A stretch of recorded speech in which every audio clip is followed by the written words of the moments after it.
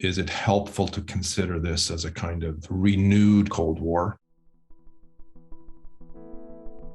If we think about the characteristics of the Cold War, it's a bipolar conflict in large part between East and West, in which alliances matter a great deal with respect to the two blocs. There's a massive arms race that I think characterizes the Cold War, a general absence of diplomacy for much of the conflict, a deep ideological schism between East and West. In that sense, maybe it's not that helpful to think of this as a Cold War II. Do you have an opinion about whether it's a useful designation for what we're now in? My sense, Fred, is that it is not particularly useful. So I see the current conflict as fundamentally different from the Cold War. That's not the same thing as saying that we can't learn from how the Cold War was led and how it was managed. But in terms of the fundamental structure of the international system, this is not a Cold War.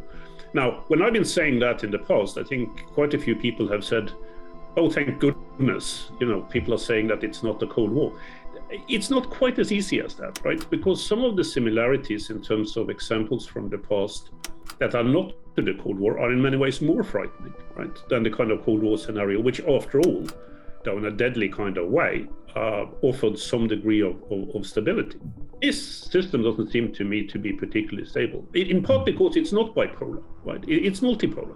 And becoming more multipolar. We talked about China, but we could also look at the positions taken by other powers. It is true, I think, that for a reasonable period of time, the United States and China are going to be the strongest poles within the international system, but they're not alone. They're not predominant in the way the Cold War bipolar division was predominant on a global scale. We are not seeing that now. I have sometimes drawn the comparison with the world prior to 1914, which of course is not the kind of comparison that would make you sleep more easily at night, right? Because it ended the way it did. There are some very striking similarities with the late 19th century, early 20th century world. Also in terms of the kinds of motivations that you see now, for instance, Putin.